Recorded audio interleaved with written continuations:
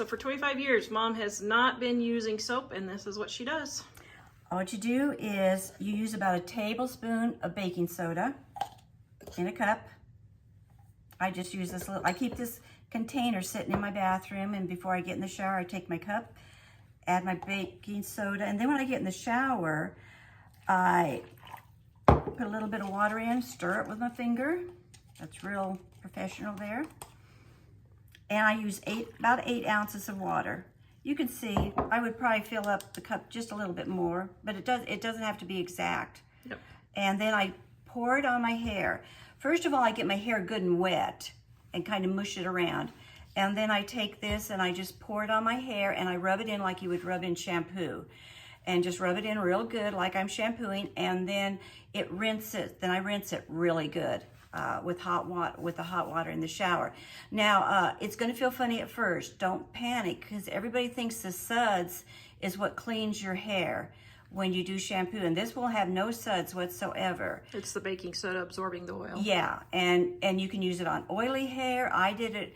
I've had people say that they do it on their hair when it's colored, and it doesn't dry your hair out. If you have dry hair, it won't dry your hair out. And you need to do it for about 6 weeks, a month, 4 to 6 weeks. I didn't have to do it that long. Mine started taking effect, started working just fine when I first started taking it. But sometimes you've used shampoo that stripped all the oil out of your hair. So it takes a couple of weeks for your hair to get the message that you're not stripping it anymore and not producing more oil. Guys, I just want to let you know that this video is brought to you by our Mother's Day sale that is happening right now. 50% off our 2 and 3 book sets, 40% off our individual cookbooks, 20% off our daily planners. Guys, we have not had prices this low in 3 years. Inflation is not happening at Living on a Dime. Our cookbooks pay for themselves by showing you how to cook easy dinners your family will love with ingredients that are inexpensive and you already have on hand. Go check out our Mother's Day sale in the description below. Today I want to show you how to make a remedy for winter chapped hands. Here's a really simple solution that you can make for your kids that they can carry to school and put it on whenever they need. This recipe is on our website and you can get the link in the description below. This is equal parts of olive oil and avocado oil, and then I put a little bit of beeswax in here to make it hard when it sets up. Take a used chapstick container, melt your beeswax, olive oil, and avocado oil in the microwave, just 30 seconds or so. Then pour it in the little chapstick containers, just like this.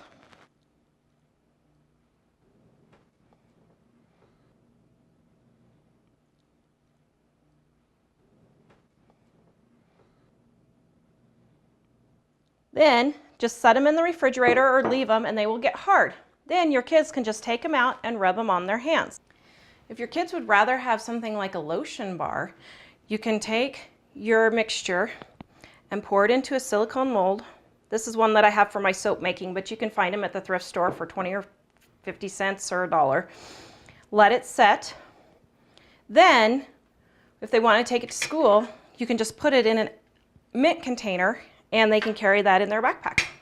So we're back. It's been, I don't know, probably an hour since I've let my stuff cool. It cools quicker than that, but I have my son Jack here. And what do you say every day when you come home from school? Mom, my hands are hurting. And why are your hands hurting? Because they're burning. They're burning? Yes. Yes, he gets very, very chapped hands. So I made this in a little chapstick jar for him. So now he can carry it with him at school. Here you go, you can try it. And then wherever it's hurting, he can see how it's red right there. He can just rub it on at school, then rub it in all over. And then his hands won't be hurting at school. Another way to do it, if the kids don't want to carry this, is we put them in the little molds here, and you can just pop it out and it makes a little mini lotion bar. And you can put the lotion bar in this little mint container, and then they can just put 2 or 3 of those in their backpack, and then they can just have 2 or 3 in their backpack always on hand. Or you could keep it in the car or anything, and it's the same thing. You just take and rub it on your hand, and the heat from your hand will melt it. It's like a little mini lotion bar. Then you can help with chapped hands. You can also use this on chapped cheeks and just rub it on your cheeks, like his little cheeks will get really red when we go sledding or something like that. So that's how you make homemade cheek relief. So we can kiss his cute little cheeks. To save makeup that you've broken, take the back of a spoon and smash your makeup until it's in a fine powder. Then take rubbing alcohol and thoroughly saturate your powder. And take the spoon and smooth it out until it's all nice and flat on top. Then let it dry overnight, and then you have resurrected your broken makeup.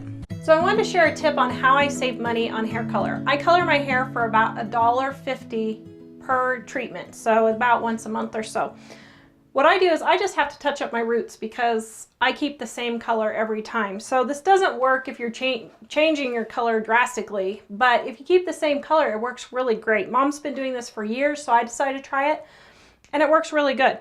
What you do is you keep a bottle from the time from before and just rinse it out. I just rinsed it out with little soap and water and let it dry. And so I keep this. Then the next time, I just pour half of each of these, and I just guesstimate. It's not rocket science. I just look and see about half and about half. And then I put it in my old bottle, put my finger on the end and shake it up, and then only put it on my roots, and I leave it on my roots. And then I just keep these, put a little piece of tape on the top here so it doesn't dry out, and I just keep these and use them for the next time. And I just colored my hair a couple of days ago, and as you can see, it matches pretty good. Don't get too close in case you see any gray hairs I missed, but anyway, you can see it works pretty good and it usually matches. So if you're just using the same hair color, save yourself a bunch of money and do it for $1.50 instead of $3. So that's my tip on saving on hair color. How do you save on hair color? Let me know in the comments below. If you have wire shelves in your bathroom, hang your curling iron on the front of the shelf, then it's up and can cool, but it's out of the way. Make sure it doesn't touch the wall or anything that is flammable. It should just be hanging in the air. To make homemade lotion bars, melt your avocado oil, olive oil, and beeswax in a microwave-safe container, approximately 30 seconds to 2 or 3 minutes depending how many bars you're going to make. This recipe is on our website, and I put the link in the description below. When it's melted, just pour it in your molds. I found this mold for 50 cents at a thrift store, and then just pour it in your molds. By the way, my mixture is not very clear because I'm using unrefined beeswax, but you can get clear beeswax pellets on Amazon or anywhere like that. Then you're going to let it set until it gets hard. So we're back about an hour later, and I'm here with Jack, who always has chapped hands, don't you? Mm-hmm. So I know I slopped all over my tray as I was pouring it in, so I scraped with my spatula and leveled them off. So then I took my lotion bars and let them sit outside because it's like 10 degrees here right now, but put them in the fridge or just let them sit overnight. And then when you pop them out of your silicone mold, you have a perfect lotion bar. And I made these for Mom for Christmas, but I was going to demonstrate here with Jack. Is that disturbing you? Thank you. Right there, rub it on your hand. There. Then you just rub it all over your hand. You get some on there. The heat from your hand will soften the lotion. Then go like this. Then you can get your hands all moisturized again. So that's how you make homemade lotion bars. And one side note, I did not put essential oils in my bars. You can put essential oils if you want lavender, rosemary, peppermint, anything you'd like. Peppermint would probably burn if you have chapped hands, but I prefer to leave mine unscented because usually when chapped hands are hurting, if you add any oils or that kind of thing, it can really burn. I got inspired and decided to go through all my hotel little soaps and shampoos and all those kinds of things. And what I did was I cut off the bottoms, put them in a funnel and funneled them into the shampoo and conditioner bottles that we already had. Literally 5 minutes worth of work, and I did probably 50 of these that I've had laying around from the last 5 years of traveling. I just kept saving them up. And I got a full bottle of shampoo and a full bottle of conditioner just for a few minutes worth of work. To make a homemade ice pack, pour about a half a cup of water in your bag. Then add rubbing alcohol, about a quarter of a cup. You can just guess. Remove all the air from your bag, lay flat in the freezer. Then when your ice pack comes out, it will be cold but not completely frozen, so you can mold it around your wound. Put a ketchup packet in the freezer, then you can use it on small injuries. If you like this video, be sure to subscribe, like, share, and comment below.